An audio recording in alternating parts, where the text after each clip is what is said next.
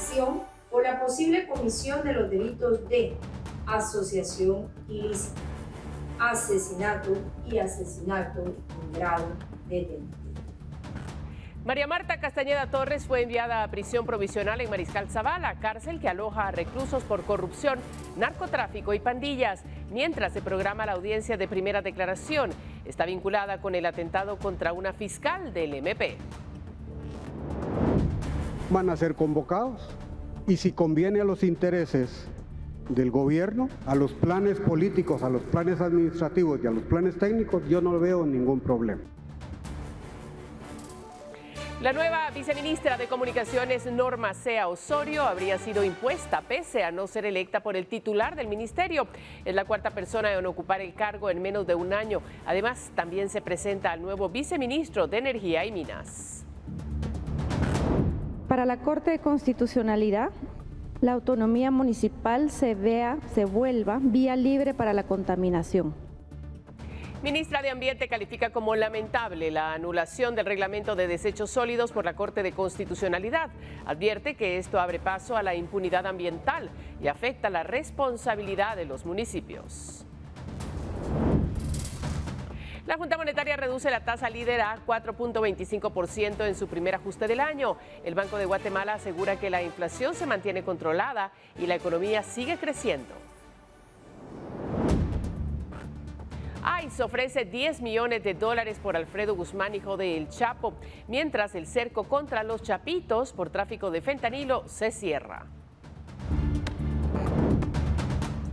Sorteo de la Champions, el PSG y Real Madrid enfrentan grupos complicados, mientras el Barcelona queda mejor posicionado. La fase de liguilla promete duelos intensos esta temporada.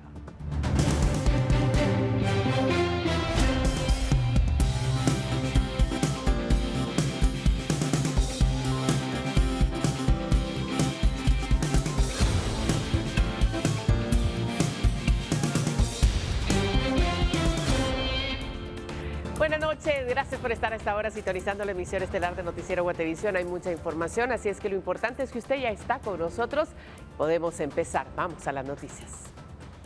Mientras se programa la audiencia de primera declaración de María Marta Castañeda en un juzgado de mayor riesgo, un juzgado de turno resolvió enviarla a prisión provisional a la cárcel Mariscal Zavala, lugar que acoge a reclusos implicados en corrupción, narcotráfico y líderes de pandillas. Luego de esperar varias horas en carceletas del organismo judicial, María Marta Castañeda fue llevada a la sala de audiencias del juzgado de turno, donde se le informó el motivo de su detención. Se conoció que se ejecutaron 3 órdenes de captura. La primera, a solicitud de un juzgado de Jutiapa, donde Castañeda es señalada en un caso por lavado de dinero. Las otras 2 capturas fueron solicitadas por un juzgado de mayor riesgo. Según el Ministerio Público, una de las órdenes fue por los delitos de asesinato, asociación ilícita y asesinato en grado de tentativa. La segunda, por rebeldía, debido a que no acudió a citaciones de la misma instancia. El caso que se desarrolla en esa judicatura está relacionado con los atentados en contra de la fiscal del Ministerio Público, Miriam Reguero Sosa. La jueza de turno resolvió que Castañeda deberá guardar prisión provisional en el cuartel militar Mariscal Zavala, mientras se programa la audiencia de primera declaración. Por el atentado contra la fiscal Reguero, ocurrido el 27 de marzo de 2024, 4 presuntos sicarios ligados al barrio 18 fueron capturados. Uno de ellos, identificado como Daniel Humberto Obrego, conocido como Pocoyo, fue asesinado por otro recluso dentro de Mariscal Zavala. Los otros 3 indicados fueron ligados a proceso penal por asesinato, asociación ilícita y asesinato en grado de tentativa. Se trata de Daniel Eduardo Castro Rodas, Valfred Fernando Rodas y Jairón Mendoza, conocido como Tortuga, quien habría asesinado a Pocoyo en la cárcel. Preliminarmente se conoce que Pocoyo habría querido convertirse en colaborador eficaz en el proceso y por ello fue asesinado. A pesar de haber sido ligados a proceso penal, los presuntos pandilleros aún esperan que se programe la audiencia de etapa intermedia, en la cual el Ministerio Público buscará que enfrenten juicio. El Ejecutivo se contradijo esta mañana al cuestionarle al secretario de Comunicación Social, Santiago Palomo, sobre las medidas de prevención a implementar después de la aprehensión de María Marta Castañeda Torres. El mensaje es claro, el Estado está presente. Esta mañana, durante la conferencia de prensa La Ronda, el secretario de Comunicación Social de la Presidencia, Santiago Palomo, fue cuestionado sobre las medidas de prevención que podrían implementarse ante un posible repunte de violencia, luego de la captura de María Marta Castañeda Torres, señalada de varios delitos y de tener vínculos con la Mara del Barrio 18. La detención fue anunciada por el ministro de Gobernación, Francisco Jiménez, quien a través de su cuenta oficial en X la calificó como la captura más importante de su administración y un golpe muy importante a las pandillas. Sin embargo, al ser consultado sobre el tema, Palomo respondió que desconocía detalles de la investigación, ya que la orden de aprehensión se derivó de las diligencias realizadas por el Ministerio Público, dirigido por Consuelo Porras. Sí, efectivamente, la captura a la que se refiere se realizó con base en una orden judicial.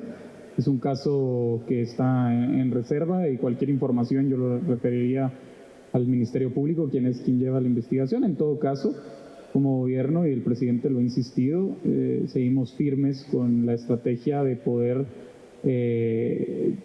fortalecer los centros de privación de libertad, en primer lugar, y en segundo, de poder ubicar a estos líderes de redes criminales en lugares en donde no puedan seguir realizando las actividades de extorsión y de otro tipo que sabemos las han venido realizando con total impunidad por muchos años. Este es el gobierno que se ha dado a la tarea de tomar las decisiones difíciles, las decisiones necesarias para fortalecer la seguridad del pueblo de Guatemala, y hay obviamente una estrategia realizada desde el Ministerio de Gobernación. Aunque aseguró que existe una estrategia, el secretario no dio mayores detalles sobre en qué consiste y remitió cualquier consulta al ente investigador. Con imágenes de Erika Ávila, reportó para Noticiero Guatevisión, Luisa Laguardia.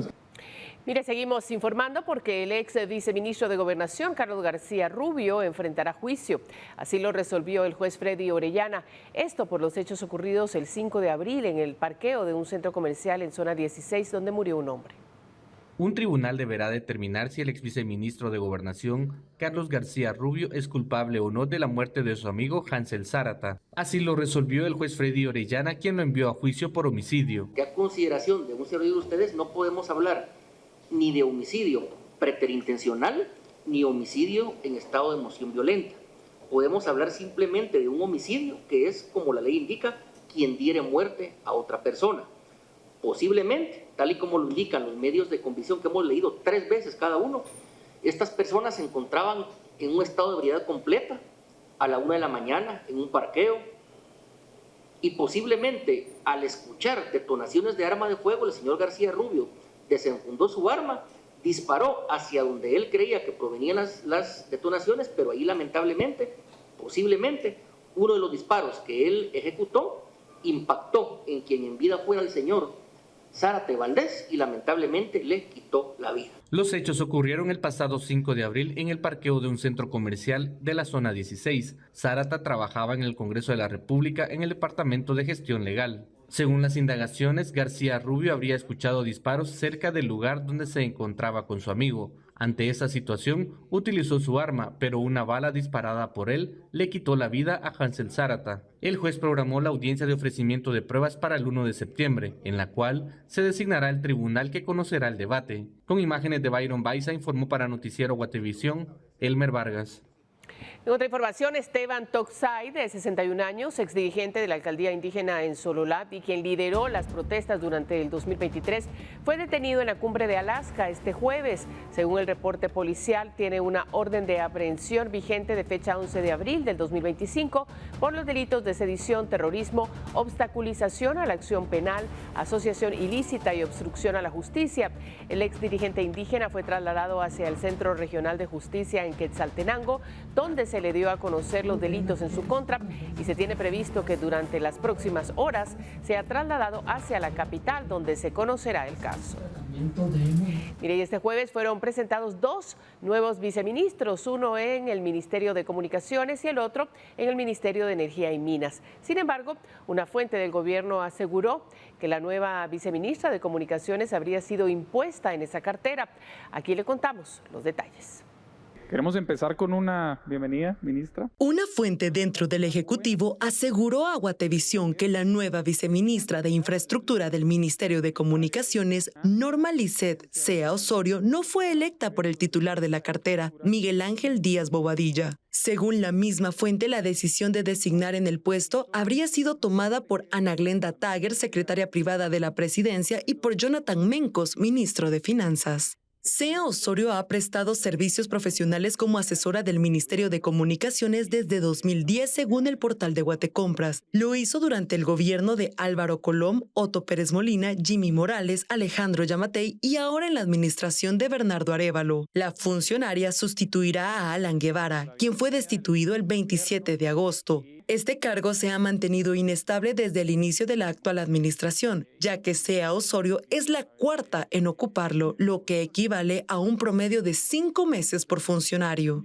El primero fue Edwin Cardona, cuando la exministra Yasmín de la Vega estaba al frente de la institución. El segundo fue Max Alejandro García, quien renunció durante la gestión del exministro Félix Alvarado. El tercero fue Alan Guevara, quien inició junto a Díaz Bobadilla el plan Conecta 2025, y ahora Norma Sea Osorio. Durante la conferencia de prensa La Ronda, el ministro de Comunicaciones fue cuestionado sobre esta designación y sobre si consideraba que podría representar un conflicto de interés. Esta fue su respuesta. Los profesionales, si tienen las capacidades para desempeñarse en cualquier puesto de la administración pública, van a ser convocados. Y si conviene a los intereses del gobierno, a los planes políticos, a los planes administrativos y a los planes técnicos, yo no veo ningún problema. El segundo viceministro presentado es Erwin Rolando Barrios, quien estará a cargo del área de minería e hidrocarburos del Ministerio de Energía y Minas. Barrios es el tercero en ocupar esta plaza tras la salida de Carlos Ábalos, quien estuvo más de un año al frente y a su vez había sustituido a Luis Ayala. Con imágenes de Eric Ávila, reportó para Noticiero Guatevisión, Luisa Laguardia. Mire, la Corte Suprema de Justicia creó nuevas salas de apelaciones y habrían designado a sus integrantes sin seguir el procedimiento que establece que el Congreso es quien debe elegirlos. Este jueves, el presidente del Legislativo, Nery Ramos, afirmó que esperan la notificación del Consejo de la Carrera Judicial para llevar a cabo la elección como corresponde. Las nuevas salas creadas por la Corte tienen competencias en ramas judiciales para agilizar procesos legales, las cuales estarán ubicadas en Suchitepeques, Totonicapán, Quetzaltenango y El Progreso. Según fuentes, entre las personas designadas hay funcionarios cercanos a ellos, así como exintegrantes de las comisiones de postulación. El procedimiento está claramente establecido en la ley de la carrera judicial y es concretamente que al identificarse o al darse una vacante, en este caso con la creación de nuevas salas, el Consejo de la Carrera Judicial debe informar al Congreso de la República y el Congreso de la República en un plazo de 15 días procederá a la elección entre los magistrados suplentes, en este caso, que fueron electos en su momento oportuno. Qué bueno que sigue con nosotros. Tenemos más información. Luego de la resolución de la Corte de Constitucionalidad que anuló el reglamento del Ejecutivo sobre clasificación de desechos sólidos, la ministra de Ambiente se pronunció y calificó como lamentable que la autonomía municipal se convierta en una vía libre para la contaminación. En la siguiente nota le contamos los detalles. Bueno, empiezo por decir que es tremendamente lamentable que para la Corte de Constitucionalidad la autonomía municipal se vuelva vía libre para la contaminación. Así se expresó la ministra de Ambiente, Patricia Orantes, respecto a la decisión de la Corte de Constitucionalidad que anuló el reglamento de clasificación de desechos sólidos del Ejecutivo. La acción fue promovida por el diputado Ronald Portillo de Vamos, partido con el que Alejandro Yamatei llegó a la presidencia y cuyo gobierno impulsó dicho acuerdo gubernativo. Y bueno, nos parece muy curioso también que un diputado y exfuncionario de la administración de Vamos haya promovido la inconstitucionalidad a un acuerdo gubernativo de su propio gobierno. Orantes fue cuestionada sobre datos puntuales relacionados con los logros de la cartera mientras el reglamento estuvo vigente. Sin embargo, la funcionaria aseguró no contar con ellos. No, eso sí es un proceso enorme. Miren, esa es una gran trampa. Hay que promoverlo. Pero ahorita acaba de ser una de las reuniones a nivel global que está dándose para construir el Tratado Mundial contra la Contaminación por Plástico. Y a nivel mundial, el reciclaje no pasa del 10%. Por eso es tan importante empezar desde lo primero. ¿Qué es lo más importante? No producir basura. La ministra advirtió que esta decisión podría provocar graves consecuencias, entre ellas el fomento a la impunidad ambiental. Además, reiteró que el Ejecutivo ha brindado apoyo a las municipalidades para que el reglamento pudiera implementarse a nivel nacional. Finalmente, Orantes subrayó que esta es la segunda ocasión en la que la Corte de Constitucionalidad resuelve en contra de iniciativas legales que buscan fortalecer la responsabilidad de las municipalidades en la prestación de servicios. Recordó que además de este reglamento, el acuerdo sobre tratamiento de aguas residuales permanece detenido desde hace 18 años. Con imágenes de Erika Ávila, reportó Luisa Laguardia. Ayer, el 27 de agosto. Bueno, en conferencia de prensa, el diputado de Vamos, Ronald Portillo, respondió a la ministra de Ambiente, Patricia Orantes, y la señaló de ser la responsable del supuesto retraso en los trámites dentro de la cartera. Además, aseguró que sus decisiones han sido arbitrarias y si desea que avance alguna propuesta, que llegue al Congreso para que sea aprobada. El legislador presentó la acción de inconstitucionalidad con la cual la Corte de Constitucionalidad anuló el reglamento del Ejecutivo que obligaba a clasificar la basura. Esto bajo el argumento de que viola la autonomía municipal. Presentar una acción en contra de la protección ambiental. Yo le quiero decir a usted, señora ministra, no es en contra de la protección ambiental. Yo estoy a favor de la protección del medio ambiente. Es en contra de usted, que con su arbitrariedad ha generado una parálisis en el país y está condenando a la gente a la pobreza y pobreza extrema. Así que yo le invito, señora ministra, a que recapacite y que cumpla la Constitución política y las leyes de la República y que deje de emitir reglamentos sin observar la normativa constitucional, porque lo que usted hizo es una ilegalidad y una arbitrariedad. Mire, este jueves la DIACO anunció una reducción en el precio del gas propano, una medida que impacta directamente el bolsillo de los guatemaltecos. Según la entidad, el ahorro varía según el tamaño del cilindro y oscila entre 10 y 40 quetzales por cada recarga. El ajuste se produce luego de que el precio por libra bajara de 4.80 quetzales a 4.40, lo que se refleja en los cilindros comerciales utilizados en hogares y negocios del país. Sobre esta variación se pronunció el jefe de verificación de precios de la DIACO, Herbert Ordóñez. Estas fueron sus declaraciones. Se dio una baja importante en el tema de gas licuado de petróleo envasado que se comercializa a nivel nacional y de 4.80 quetzales la libra pasamos a 4.40 quetzales la libra, es decir que comercialmente el cilindro de 25 libras, que es el que todo el mundo maneja, de 120 quetzales pasó a 110. El de 35 libras que estaba a 168 pasa a 154. El de 40 libras que no es muy comercial pero está en el mercado, de 192 pasa a 176 quetzales. El de 60 libras de 288 a 264. Y el de 100 libras pues estaba en 480 y pasa a 4.40 quetzales. Qué bueno que sigue con nosotros. Los trabajos en el aeródromo de San José Escuintla continúan, pese a una denuncia por más de 700 millones de quetzales por parte de la Contraloría General de Cuentas. Una mesa conformada por varios entes evalúa el camino a seguir para habilitar la obra.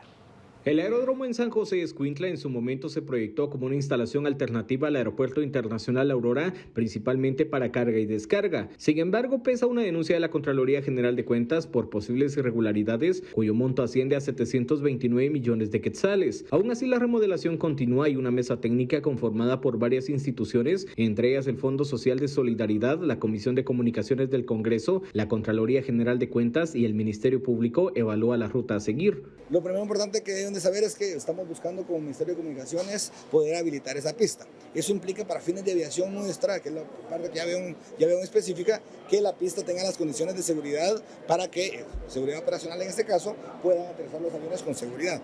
¿Qué es lo que es? Bueno, bajo el liderazgo del señor ministro, actualmente estamos trabajando mesas de trabajo con las empresas para que hagan las obras, pero las hagan adecuadamente. Se está teniendo el acompañamiento de Contraloría General de la Nación, del MVP, para que realmente sea una solución para el país. Hace algunos meses se realizaron extracciones en la pista de taxeo para analizar los materiales y se determinó que alrededor de 400 metros requieren reparaciones. Sí entiendo, y esos temas más de ingeniería, no soy ingeniero, ¿verdad? Pero sí entiendo que tiene que ver con la resistencia, la compactación que tiene esa parte de la pista, y eso es lo que pues tendrá que resolver la empresa. Según las autoridades de la cartera, la recomendación de la Contraloría es que la obra siga adelante siempre y cuando se garantice la correcta ejecución del gasto. Por el momento solo faltan algunos arreglos en la pista, en el edificio de bomberos y en la torre de control. Con imágenes de José Sánchez para Noticiero Guatevisión, Henry Montenegro.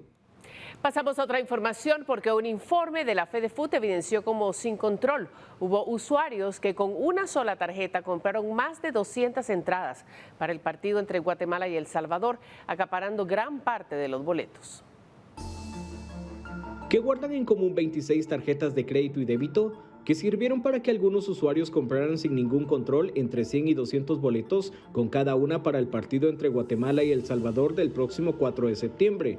Un informe entregado por la Federación Nacional de Fútbol al subjefe del bloque Voz, José Chic, evidencia el patrón de compra donde apenas 1.600 transacciones fueron suficientes para acabar con más de 10.600 boletos que presuntamente salieron a la venta. El caso más polémico es el de una tarjeta que se utilizó para comprar en una sola transacción 243 entradas de preferencia. Cada una costaba 300 quetzales más 40 de fee, es decir que debió desembolsar unos 82.620 quetzales para hacer dicha compra. Y así sucesivamente se evidenció un patrón de adquisición al mayor de los boletos, pese a que existía una regulación para vender únicamente 5 entradas por persona. También encontramos un patrón de compra. ¿Qué quiere decir eso? Que encontramos hasta 50 compras de boletos donde a cada persona supuestamente le dieron un boleto, pero lo que encontramos es que es una misma tarjeta a la que le cargaron los 50 boletos. Entonces, en este sentido, lo que hubo fue un acaparamiento real de las entradas al estadio. Con otra tarjeta hubo una persona que pagó 200 entradas de la localidad general y otra que compró 175 boletos para la tribuna. Le siguen 23 tarjetas más con las cuales compraron 100 o más boletos cada una, las cuales representaron más de 2.300 entradas. Para la próxima semana el diputado citó a las autoridades de la Federación y a la empresa tiquetera, considerando que no coinciden los números de boletos puestos a la venta y los vendidos. En el contrato que tienen con la taquillera, la Federación de Fútbol de Guatemala puso a la venta alrededor de 11,000 boletos en este sentido, pero en el informe de la taquillera solamente viene el desplegado de 10.627. ¿Qué pasó con el resto de entradas que estaban dentro del convenio y las 1.354, los patrocinadores que no estaban dentro del convenio con la taquillera? Además de que cada miembro de la Federación de Fútbol de Guatemala tuvo a disposición 9 entradas en platea. En el mercado negro la reventa de boletos ha alcanzado casi 7 veces el precio original de las entradas. Con imágenes de José Sánchez para Noticiero Guatevisión, Henry Montenegro.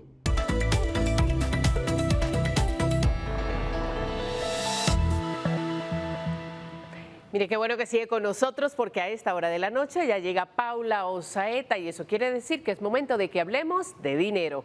Paula, buenas noches. María Luisa, buenas noches. Qué gusto saludarte a ti y a toda la audiencia de Noticiero Guatevisión. Hoy quiero contarles que la Junta Monetaria decidió este miércoles reducir la tasa líder de política monetaria de 4.50 a 4.25%, en lo que constituye el primer ajuste del año. Según autoridades del Banco de Guatemala, la decisión fue unánime y responde principalmente al control de la inflación, que en julio se ubicó en 1.17%, una de las más bajas en los últimos años. Este comportamiento ha estado influido por la caída en los precios de los combustibles y la estabilidad en el costo de los alimentos. Con este movimiento, la tasa vuelve a niveles de hace un año y el Banguat asegura que la economía nacional mantiene un crecimiento dinámico. Y precisamente en relación con el crecimiento económico, la Junta Monetaria elevó la proyección de crecimiento a 4% en el 2025 y 3 indicadores muestran dinamismo. ¿Cuáles son? Se lo cuento a continuación. La Junta Monetaria revisó al alza su proyección de crecimiento económico para Guatemala en 2025, situándola en 4% frente al 3.8% anunciado en abril. El ajuste responde al dinamismo de 3 indicadores clave: el ingreso de remesas familiares, el consumo privado y el mejor desempeño de las exportaciones. Según el Banco de Guatemala, las remesas muestran un crecimiento de 20% hasta agosto, con ingresos superiores a 16,000 millones de dólares, y se proyecta que cierren el año en más de 24,000 millones, equivalentes a unos 190,000 millones de quetzales. Este flujo incide directamente en el consumo privado, que representa el 90% del Producto Interno Bruto. En cuanto a las exportaciones, que a junio crecieron 10.2%, se espera que cierren el 2025 con un alza del 6%, superando la proyección inicial. El crédito bancario al sector privado también mantiene un dinamismo de 10.5%. La baja inflación ha permitido la reciente reducción de la tasa de interés de política monetaria, con una proyección de cierre de 2.5% este año. Entre los sectores con mayor repunte destacan la construcción con 7.3% y las actividades financieras con 7.9%. Para 2026, la Junta Monetaria estima un crecimiento económico de entre 2.9 y 4.9%, con un valor central de 3.9, manteniendo así una perspectiva positiva para la economía nacional. Y mira, en la era de la inteligencia artificial, las marcas enfrentan un nuevo desafío. Si los fundadores no definen su historia, la IA lo hará y podría favorecer a la competencia. Expertos advierten que hoy más que nunca la narrativa del fundador es clave para dar credibilidad, coherencia y confianza a la voz de una empresa. Para ganar visibilidad en Google y en modelos de lenguaje como ChatGPT, los líderes deben crear estrategias mediáticas adaptadas a los algoritmos con contenido verificable, actualizaciones constantes y un lenguaje auténtico. La recomendación principal es que los fundadores deben convertirse en los editores en jefe de su propia marca, contar su historia de origen, reforzarla en todos los canales y mantenerla vigente. De lo contrario, la IA podría decidir cómo presentarlos ante el mundo. Espero que tome esta información en cuenta. Yo regreso mañana con más en Hablemos de Deporte. Los ataques armados contra camiones repartidores de bebidas continúan en Quetzaltenango. Un camión de bebidas alcohólicas fue atacado a balazos. El ayudante perdió la vida y los agresores lograron escapar. Vecinos del área exigen justicia. Un ataque armado se registró en la 0 calle de la zona 9 en la colonia El Vaquero de la ciudad de Quetzaltenango contra un camión repartidor de bebidas alcohólicas.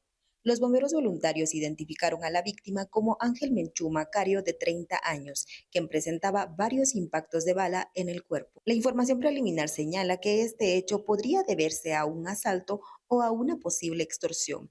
Las autoridades mantienen estas dos hipótesis de manera preliminar mientras se inicia la investigación. Al lugar llegaron familiares del fallecido a identificarlo y resaltaron que Menchú Macario llevaba un año de trabajar como ayudante. Vecinos del área están consternados con la situación y exigen a las autoridades seguridad.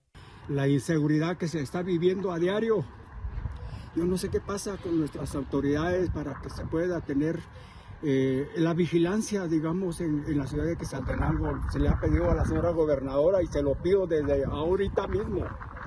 Por favor, ponga cartas en el asunto. No puede ser que personas inocentes mueran ganándose el sustento de cada día cuando estos delincuentes están haciendo las suyas. Porque es que en Guatemala se está viviendo esto cuando esta gente que está trabajando honradamente tenga que pagar los platos rotos. Por eso, señora gobernadora, yo le pido, encarecidamente le pido, por favor, acciones, porque realmente ya no se puede vivir la inseguridad que se vive en las calles, máxime a esta hora, cuando hay niños, cuando hay personas adultas mayores que están en la calle, porque es que esta violencia no puede terminar. Reportó Lucero Zapalú. Vamos a otro departamento porque este día la Policía Nacional Civil, en coordinación con el Ministerio Público, capturó a presuntos integrantes de la banda Los Chipilines, acusados de robar motocicletas y automóviles en Escuintla, los cuales luego desmantelaban y vendían como repuestos.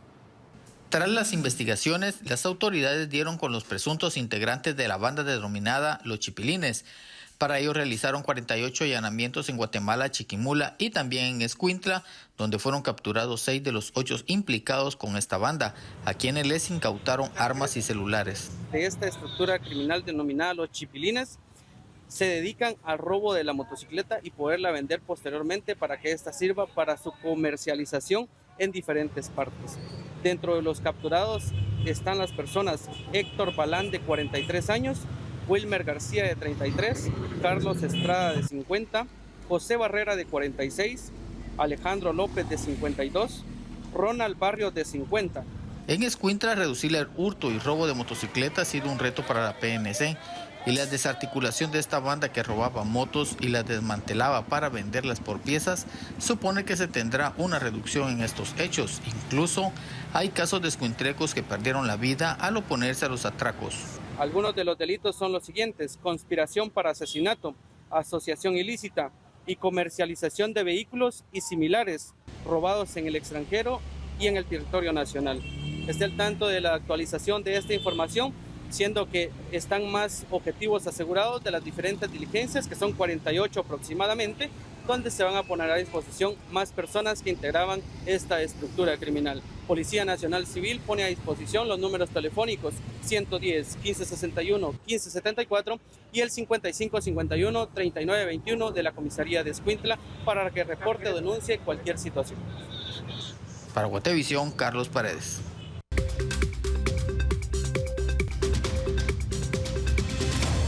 Tenemos noticias del mundo. En Minneapolis, las autoridades revelaron nuevos detalles del ataque a una iglesia donde murieron 2 niños y 18 personas resultaron heridas.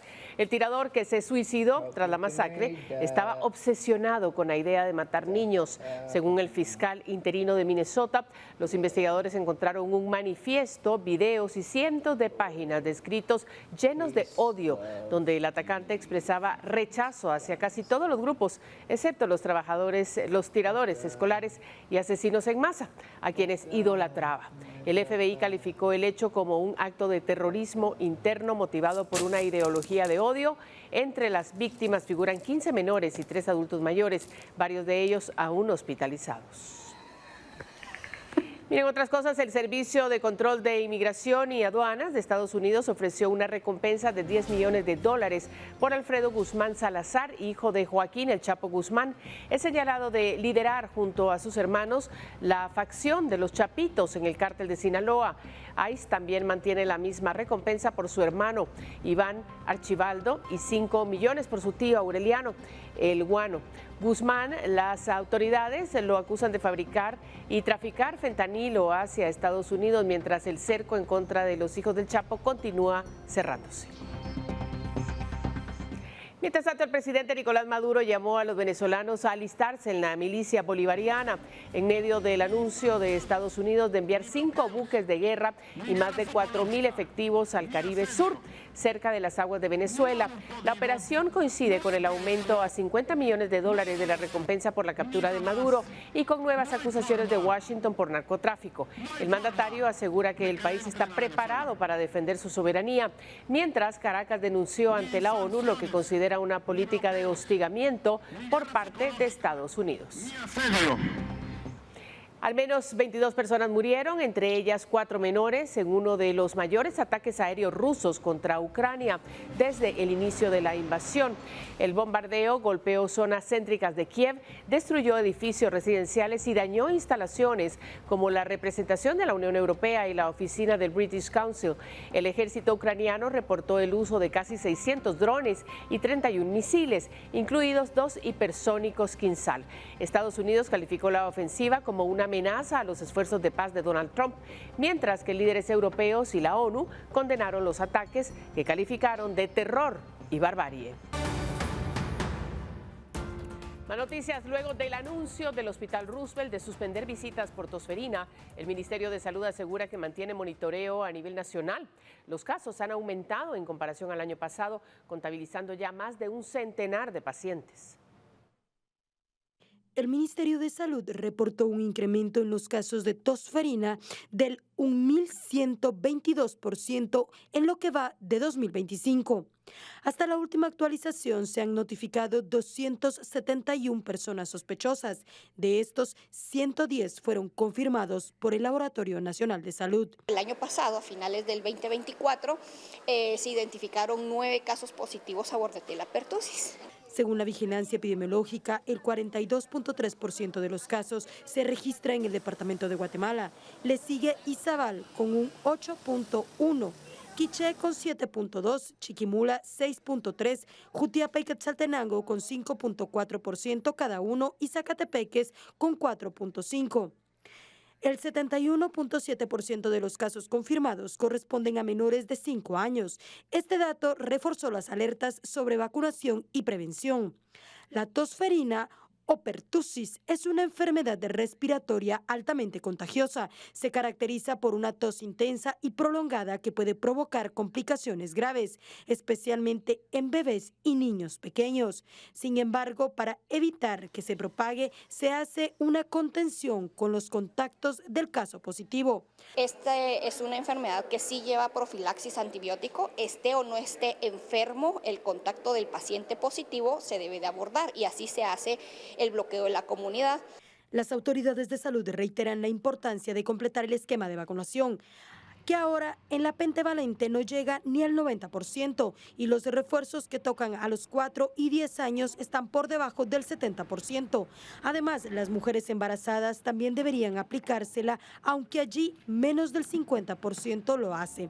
Ante cualquier síntoma respiratorio, instan a acudir a los servicios de salud. Con imágenes de Emilio Chang, reportó Andrea Domínguez.